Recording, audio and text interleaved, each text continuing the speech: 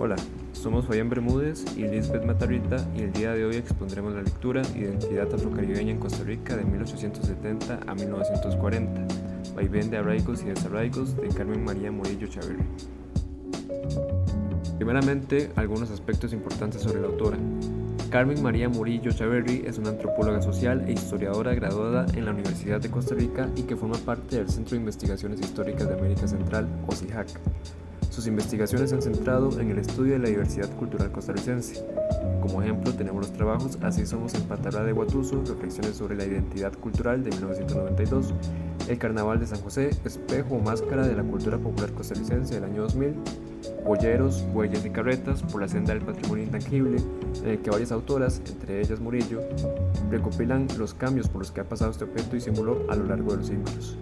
U otros, como Diagnóstico socioeconómico de los vendedores informales en la ciudad de San José de 1986, en el que Murillo estudia los patrones poblacionales de dicho grupo social. En trabajos como Hacia una antropología pertinente para la Centroamérica actual del año 2000, Así somos en Patarrá, y el presente estudio que vamos a analizar, demuestra su interés y preocupación por las poblaciones vulnerabilizadas, comunidades campesinas, afrodescendientes, indígenas y de la clase trabajadora, cuya cultura ha pasado por transformaciones que van desde la homologación para incorporarles en el proyecto Estado-Nación hasta su exclusión e incluso censura dentro de la historia oficial. Mediante trabajos, principalmente de historia local, Murillo ha logrado abrir un espacio a la voz de grupos sociales acallados y que en sus trabajos de una periodización más reciente se han visto despojados de su cultura debido a la globalización y sus procesos relacionados a los cambios en las dinámicas económicas, sociales y políticas. En la presente lectura se hace un análisis de la etnicidad de diferentes grupos, quienes forman parte de una identidad colectiva y que además se están construyendo a partir de la visión y la relación con nosotros. En este caso, estudiamos a los afrodescendientes, quienes son grupos que ingresaron al país en diversas ocasiones. Durante la colonia, en condición de personas esclavizadas, y durante la construcción del ferrocarril como trabajadores de las vías y en las plantaciones de banano, cacao y otros productos. Y traían consigo una serie de costumbres que,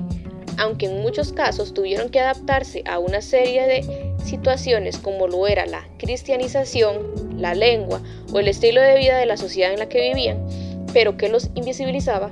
estos lograron mantenerse unidos por medio del idioma inglés, la religión protestante, actividades recreativas y sociales, la música, la gastronomía, entre otros. Este tipo de alianzas también se afianzaron mediante las organizaciones obreras y culturales, en las que los afrodescendientes podían compartir y apoyarse mutuamente. Con respecto a la posición de la autora en el texto, esta hace un análisis objetivo, pero a la vez crítico, sobre cómo se desarrollaron las poblaciones afrodescendientes en Costa Rica. En primer lugar, ella hace alusión a cómo fue que los afrodescendientes tuvieron que adaptarse a la cultura de este país. No obstante, se siguen identificando como jamaiquinos y como súbditos de la corona británica, para que así las autoridades costarricenses no abusaran de ellos. Asimismo, la autora explica que, a pesar de que estos grupos han estado viviendo en Costa Rica por varios siglos, no existía la intención del Estado por incluirlos como ciudadanos con pleno derecho, por lo que los afrodescendientes siguen sintiéndose como extranjeros y como los otros que frecuentemente son invisibilizados. La autora además explica que estos grupos, al no sentirse parte de una identidad colectiva, en este caso la costarricense, blanca y del Valle Central, comienzan a apoyar movimientos y organizaciones como la Universal Negro Improvement Association, UNIA, creada por Marcus Garvey y que tenía el objetivo de establecer una confraternidad universal a través de la raza. La autora también menciona que este movimiento tenía la finalidad de reunir en un solo territorio, en este caso África, a todos los afrodescendientes pertenecientes a la diáspora que había salido de este continente siglos atrás en condición de personas esclavizadas. Esto sirvió para que la afroetnicidad se viera fortalecida y los afrodescendientes se sintieran pertenecientes a una identidad colectiva, en la cual podrán afianzar sus lazos de solidaridad y su sentido de pertenencia a una comunidad. De manera más factible y con ejemplos claros, un argumento presentado por esta. Un claro ejemplo de esto es la inclusión de un párrafo en el cual el señor Delroy Barton explica los 3 elementos centrales de la propuesta de Marcus Garvey en relación a cómo debían vivir los afrodescendientes. La cita es la siguiente. Primero, que todos los grupos minoritarios, para sobrevivir, deben aprender a valorarse a sí mismos como grupo, a preservar los elementos culturales que permitan crear las personalidades de todo el grupo. Segundo, que deben tener acceso al poder político, pero el poder político se logra a través de la plataforma económica. Y tercero, que la filial del negro debe ser mundial, debe ser universal porque todos vivimos nuestra experiencia, todos somos oprimidos. Asimismo, las fuentes escritas y orales que utiliza la autora están estrechas entre sí. Su importancia radica en que todas estas fuentes nos dan ejemplos claros, pero a la vez críticos, de cómo era la relación entre los afrodescendientes con el resto de los costarricenses. Ambas fuentes, tanto orales como escritas, nos ayudan a adentrarnos en cómo era el modo de vida de los afrodescendientes y cuáles eran las razones por las cuales no se sentían parte de la identidad colectiva del momento.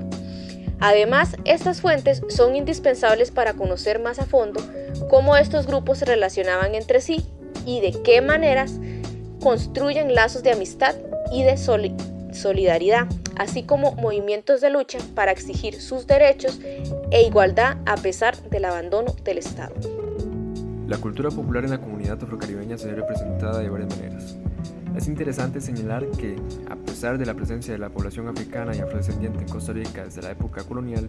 esta, a diferencia de las migraciones que se darían posteriormente a finales del siglo XIX, se asentó sobre todo en el Valle Central y debido a las presiones del sistema de castas y a los procesos de mestizaje, terminaron por adoptar la cultura española, por lo que no se preservó mucha de su cultura autóctona. En cambio, el núcleo de poblaciones afroantillanas, particularmente jamaiquinas, pero también provenientes de otras islas del Caribe, Centro y Sudamérica y parte de Estados Unidos, que llegaron durante la construcción del ferrocarril al Atlántico, fue segregado por su origen, siendo que la United Fruit Company y el Estado buscaron mantener distancias entre trabajadores afrodescendientes y mestizos, evitando así una posible organización de movimientos obreros dentro de las plantaciones. Este reforzamiento de las distancias, que se dio mediante políticas empresariales y bajo el darwinismo social, llevó a que las comunidades afrocaribeñas conservasen varias de sus costumbres y tradiciones, entre ellas algunas adoptadas de la cultura inglesa, picnics, noches de teatro, escuelas que mantenían el aprendizaje del inglés, formando comunidades alrededor de las vidas ferias. Un segundo factor que pudo incidir en la aparición de una nueva identidad fueron los movimientos panafricanistas de finales del siglo XIX. Marcus Garvey, uno de los pioneros en este movimiento social, tuvo presencia en Limón durante distintas ocasiones entre 1910 y 1921, concientizando sobre la discriminación de las poblaciones afrodescendientes y planteando la posibilidad de la diáspora hacia África mediante su proyecto del Black Star Line. A pesar de que este último no se llevaría a cabo, la influencia de los movimientos de derechos civiles en Estados Unidos en las próximas décadas sería cercano a la población afrolimonense a partir de entonces.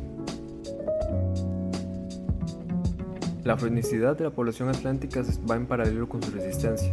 Además de un racismo fuertemente enraizado en la idiosincrasia costarricense, existían leyes orientadas a restringir la entrada de la población extranjera, neoeuropea, que por entonces estaba migrando a América por los megaproyectos de vías férreas y el Canal de Panamá, en el caso de Centroamérica.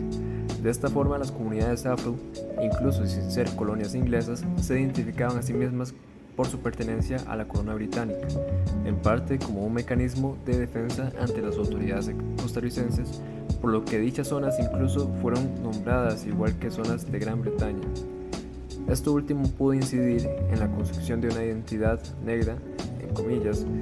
que homogeniza a las poblaciones del Caribe limonense, diciendo que todas son provenientes de Jamaica. Pero con probabilidad, en lo anterior también tiene peso el que la cultura dominante, católica, blanca, y con sesgos racistas, optara por esta categorización como una forma de simplificarse a sí misma el reconocimiento de un otro,